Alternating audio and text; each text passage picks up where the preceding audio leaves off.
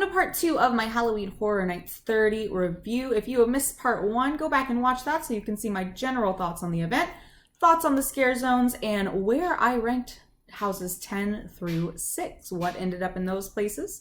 Today I'll be counting down from 5 to 1, my top 5 houses from this past event, Halloween Horror Nights 30. This was a very hard year to rank. In fact, everything above 10 is fairly interchangeable. And these top 5 houses were the hardest for me to put in place. I mean, things that separate them are like the tiniest little details and really just came down to personal preference.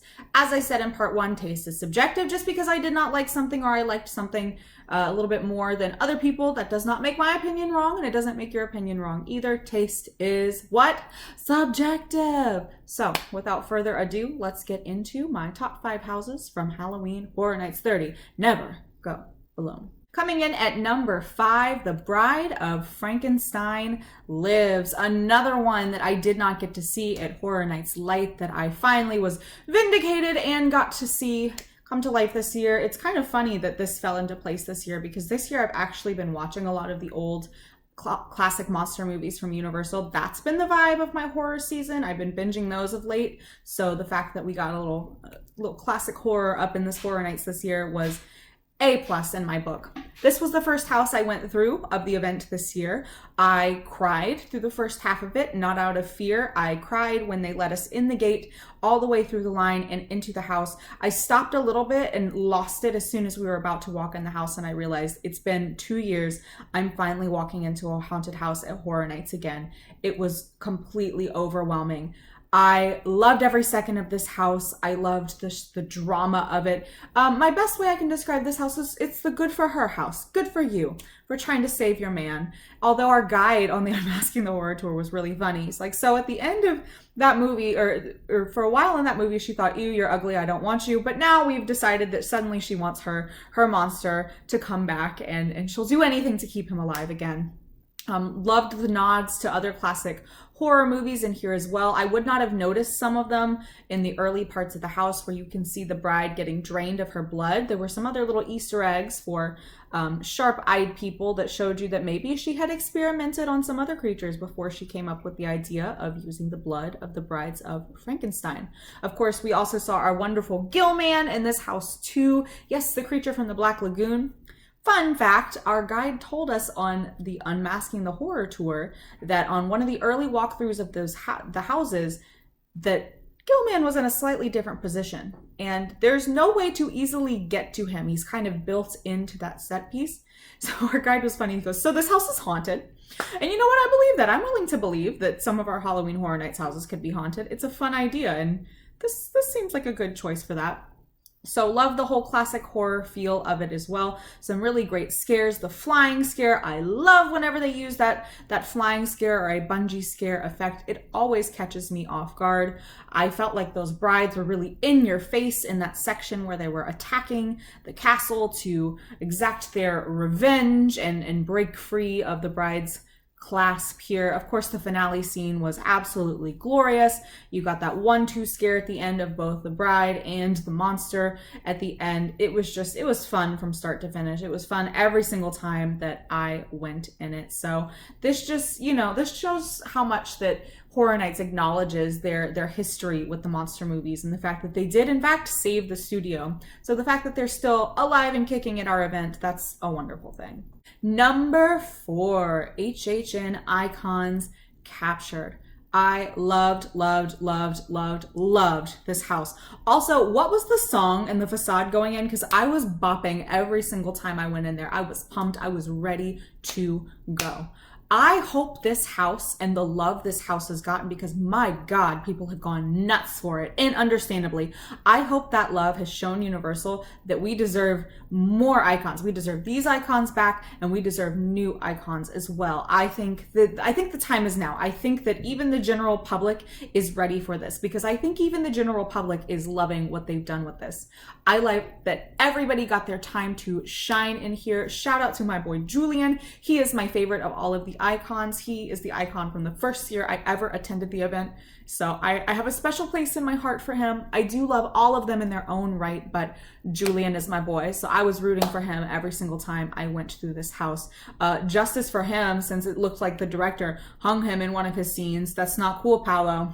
You're on my list now. The biggest scare I got in this house was, I believe, the tribute to the icon that shan't be named, that Horror Nights is legally not allowed to use anymore. That hallway of mirrors, the first time I went through, the people in front of me had kind of disappeared, and I got a little lost. I said, where do I go? And the glass was breaking and the things were dropping, and I was screaming, and I went, this is too scary, this is too scary. So that was the biggest scare I got in this house. Mostly it was just me walking through like, oh my God, I love you, Chance.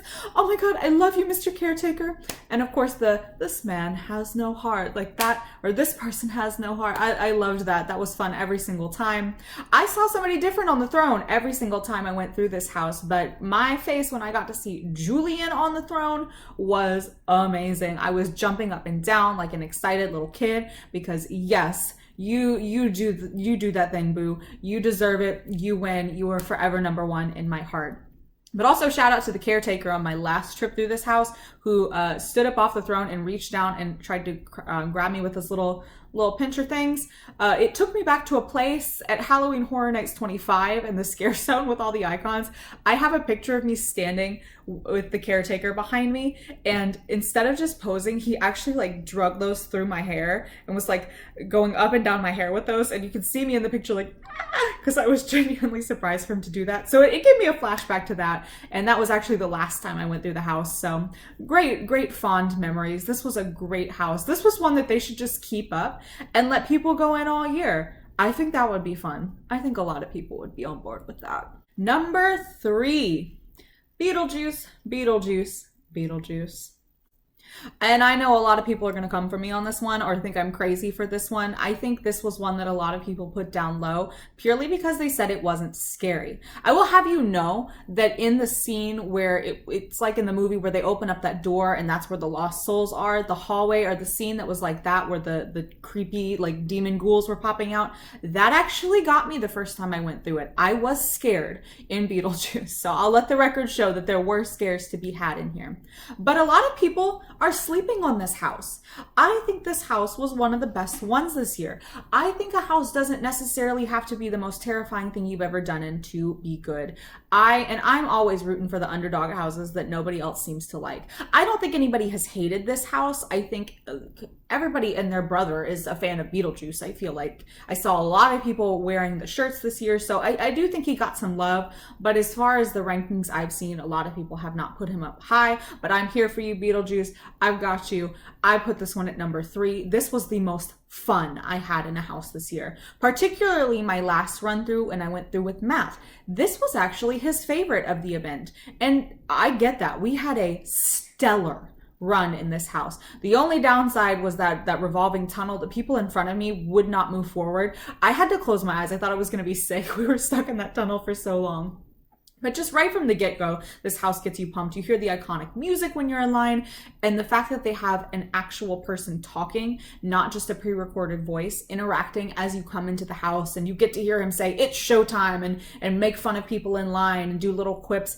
I love that. I want to see more of that at the event. I understand actors get tired and using pre-recorded dialogue does help, but anytime there's a chance for the dialogue and the interactions to be natural, of course, I'm always going to be a huge proponent of that. I love when you get those real, actual voices and those real organic moments. So that was amazing. This was just like walking through the movie. I came home from that first weekend I went and had to watch the movie again. I was so excited by this. It was amazing. Another really great character interaction I had in the Dante's Inferno scene where you see that facade, that Beetlejuice for whatever reason never popped out while I was walking through that room. But I turned around and saw him in his little corner, and then he started doing this at me. He's like, So I did it back, but he never actually popped out. He's like, I see you looking. I was like, well, I see you back there too. So that was really, really funny. Really loved the attic scene with the little model city. That was so cool. It felt just like being in the movie, getting to see him on TV, and he's got demons running all through him. That was so much fun. And the sandworm scene, oh my gosh, I was not expecting that. I wasn't expecting the giant Beetlejuice head. This house was just, it felt like walking through a carnival fun house. And I think that's kind of what the gist of Beetlejuice, the whole vibe is anyways, like this crazy dark carnival fun house from hell, but it's still a fun time, if that makes any sense. So I loved this. I really, really think this is one of the best times that they've accurately and just with so much love done one of the intellectual properties. So shout out to Beetlejuice. I said what I said. It's number 3 for me. Number 2, let's get ready to summon the Pumpkin Lord. It is Wicked Growth. Oh my God. This one I put in number 2 on my anticipations list here.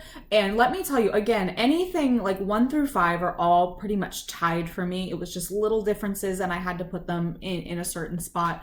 This was one that I was super excited for because anything classic Halloween is right up my alley. My house is covered up in pumpkins right now and all sorts of fun Halloween decorations. So when I saw this facade for the first time, I was sold. And I love the dialogue of the witch talking about the Pumpkin Lord and he grows Halloween and the pumpkins. And I know everybody has fallen in love with Lil Boo. Oh my gosh, this house, like this is another one. Can we just keep this one? It is perfect. The set design in this one, from the moment you walked in all the way through the finale, the sets were top notch. The bit where it was like you were in the pumpkin, it gave me very Poltergeist vibes. Like when you were in the demon dimension, it felt a lot like that, except this time a pumpkin. And that is a high compliment. Poltergeist was my favorite of the year that it was at the event. It gave me that same kind of like giddy feeling to walk through Wicked Growth as I did in Poltergeist. The Pumpkin Lord was very menacing and awesome, but there was also like a bit of humor to this one. The fact that a cult is killing people for the Pumpkin Lord, like that's a little bit funny. And the skeleton costumes were awesome. The witch scene was kind of funny when she'd say, "Get back in there, ingredient." But this was also one I got a lot of scares in. I felt like they were coming at you from all angles in this house. It's just like the hits just kept on coming. Every single time I went through this house, the energy was high too. Like there was never a weak moment going through this house. I never had a bad run of this house. This one was probably the most consistent the entire time. I have a feeling that it's down to either this one or Icons for House of the Year. I would be perfectly happy with either of them winning. I would probably give it to Wicked Growth though. I'm always a huge sucker for anything, like I said, classically Halloween. This house was awesome. One of my favorite sets of the year, I'll talk about my favorite one in just a minute, but the covered bridge scene, oh my God, blew me away. I've always wanted to. I've only just recently ever been up to New England for the first time, and I have a deep affinity for The Legend of Sleepy Hollow, the Disney version. My family watches that every year. It is a tradition ever since I was little. And there's that creepy covered bridge. And once you cross that bridge, my friend, the ghost is through. His power ends. That's what this made me think of. It was awesome. I love when they do those effects that make you look like you're standing over something. This one was amazing. I loved it. This was one of my mom's favorite houses too. We came out of that one. She's like, well, okay, that one might be my favorite. She had a hard time picking too. We really did have to sit down a lot and go back and forth on what was our favorite of the year. But this one's definitely up there. Can we get more houses like this, please? I love the original content. This is the type of stuff I want to see. This is right up my alley. So Wicked Growth was a super solid house this year. And finally, my top house of the year, a very hard decision, but in my heart, I knew this was the right choice. In my heart, I remember the feeling, my first run going through this and knowing that this was the one for me. Number 1, Puppet Theater Captive Audience. Again, I have to give applause to all of the houses this year. They were great, especially my top 5 here, but I have to give it to Puppet Theater. This is another one that's right up my alley. I love the original houses. I loved the plot of this. I think as a super huge theater nerd, I went to school for theater. I'm a big theater geek. My 2 passions in life are Halloween Horror Nights and theater. I think this spoke to something in me. Like it felt like this house was directed at me. me. The idea of a theater troupe and a puppet troupe being captured together or trapped in a crumbling down theater after an earthquake. What could possibly go wrong? Like, hey, sign me up. That sounds like a fun time. It smelled like baby powder in this house. I thought that was interesting. But I really, really loved this one.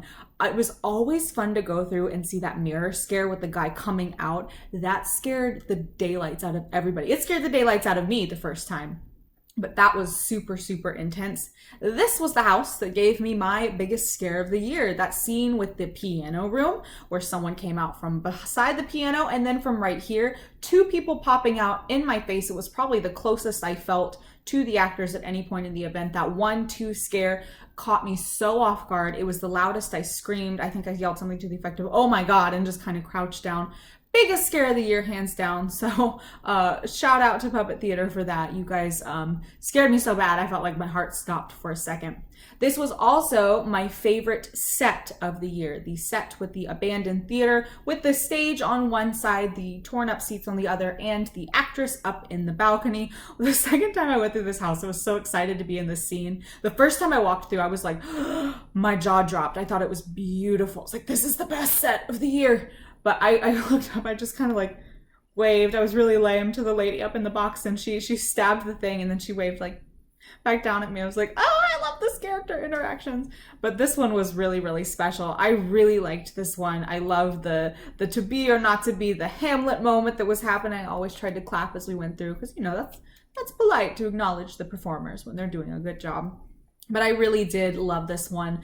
This one felt really consistent to me and just right up my alley. It was very hard to decide what came in at number one, but I'll never forget walking out of this house for the first time with such like glee, like, oh, that was amazing. So it has to take the top spot for this year, in a year that was really, really hard. So congrats to Puppet Theater.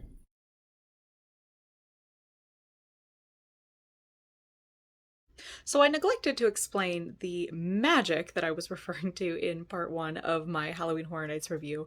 So this is what happened. We took a little break in the Harry Potter area of Universal Studios. We enjoyed some of the lovely beef pasties and a butterbeer. That was nice and refreshing. And we rode on Gringotts. Somehow, I do not have an explanation for this, and you'll see my immediate reaction after getting off the ride in my part 3 of that vlog of Halloween Horror Nights, night 3. I reached out. It was in the last scene where they hook the dragon up and you go through that last little roller coaster part of the ride. I somehow took one of my hands off of the seat restraint, reached out in front of me, and grabbed onto something. I did not know what was in my hand. I caught something. And then I realized I had a pair of glasses in my hands. And I realized, like, okay, are these mine? And I felt on my face, mine were still on. And we got to the last scene of Bill at the very end. And I look over at Matt, and he's looking at me. And he said that in that moment, he was ready to tell me, like, I lost my glasses in shame. And he sees me just sitting there, like, holding his glasses. And he goes, how did you do that? And I'm stunned. I'm like, I don't know. He said, did you see them? I said, no, it was pitch black. I don't know how I did that. And my only conclusion is that I'm actually magic, and my powers chose to manifest themselves at Harry Potter as God intended. So that was one of the funniest things. I laughed so hard as we were pulling into that station. I have not laughed that hard in a long time. I cannot explain it. I will never be able to recreate that trick again. Wow, it feels like haunt season has come and gone so quickly this year. I am feeling a big mix of emotions right now. Of course, I have that kind of like post-Horror Nights sadness. I'm getting old, so my body is thankful that we're done with all of the severe walking and everything from this year. And I really am just thrilled to have gone back to the place that feels like home to me, where I feel the most alive and the most like myself. So it was nice to be able to have that back. It was really emotional. It was really special. And now, of course, after every year, I'm always nostalgic for what has just happened, but I'm also turning my attention towards the future and starting to ponder what's next for the event. I think this year really showed that the public really enjoys the original content as well. I heard a lot of really great things for the original houses. I think we hopefully will see a return of some of these icons. I think this was a huge deal for them. I think that the reception to that house was just amazing. And I feel like each year the event gets just bigger and bigger. Now, I know there's been a lot of mixed sentiment about the crowds lately. I do agree that the crowds are a much bigger problem than they have been in years past. I don't really know how to remedy that, especially with Shrek closing and we're losing a house location. I'm curious to see what happens next. I feel like as we move into this new decade, as we move into 31, we're at the threshold of something new, and it will be interesting to see what comes next. One of my biggest critiques of the year is that there didn't really feel like a huge cohesive theme. I'd like to see that again. I think they really got that right those years that we had Stranger Things, that there was kind of that 80s vibe with the music in the park, and it really did feel like slightly more tied together than this year. It was a great anniversary year. I have been present for 20, 25, and 30. I think as time goes on, it just gets bigger and bigger. Not sure where I'd rank this year overall. There's so many different factors at play, like post-pandemic and all of that to consider. So I'll be curious when I really sit down and think about where I'd put this year in terms of all of them that I've been to overall. But I think that something new is coming. I think that something new has to happen, especially since we're getting, more direct competition. I went to Howl-O-Scream in Orlando this year as well. So I think we will see a change in the haunt atmosphere moving forward.